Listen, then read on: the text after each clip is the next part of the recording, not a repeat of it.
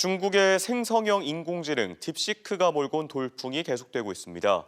급변하고 있는 글로벌 AI 경쟁 속 딥시크를 둘러싼 우려와 기대가 증폭되는 가운데 우리나라의 AI 역량 강화를 위해 정부의 일관성 있는 정책 지원이 시급하다는 평가가 나옵니다. 박선진 기자입니다.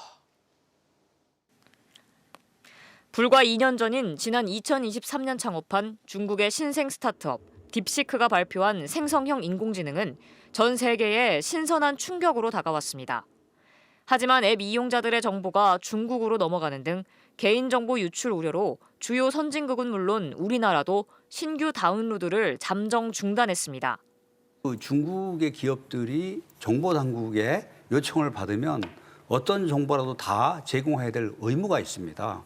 요청을 거부한다 하더라도 강제로 들어가서 하지만 챗GPT 등 기존 생성형 AI에 비해 빠른 학습 속도로 비용은 줄이고 성능은 뒤지지 않는 기술을 만들어낸 것이 혁명적이라는 데에는 공감대가 이뤄졌습니다.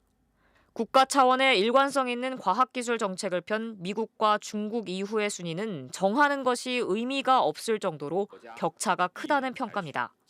돈이 많은 쪽이 순위가 높습니다. 우리가 돈을 투자를 얼마큼 했는지를 생각해 보시면 알 수 있는데 저희들이 AI 쪽의 투자 비율이 한 6위 이렇게라고 알고 있습니다. 특히 우리나라 토종 AI 개발을 위해서는 정부의 적극적 지원을 통한 생태계 구축이 필요하다고 말합니다. 연구비가 파편화되다 보니까 사실은 너무 가난하게 연구를 해요. 각자가. 그러니까 이렇게 전혀 규모의 경제 이런 연구가 되지 못하는 거죠. 최근 정부가 젊은 과학자들이 혁신의 핵심 동력이 될 것이라며 관련 정책을 예고했는데 우리나라에도 이미 양질의 인력은 충분한 만큼 AI 연구 분야에서만큼은 연구자들의 실패를 용인하는 문화가 정착돼야 한다고 강조합니다. AI는 수없이 많은 실패를 기반으로 성장을 하는 게 맞고요. 그래서 이런 실패를 용인할 수 있고 연구자들이 이런 실패를 고민 없이 흔히 말해서 빠르게 돈이 되지 않더라도 이를 용인해주는 문화.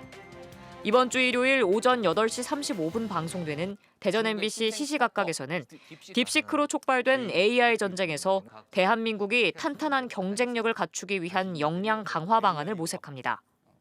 MBC 뉴스 박선진입니다.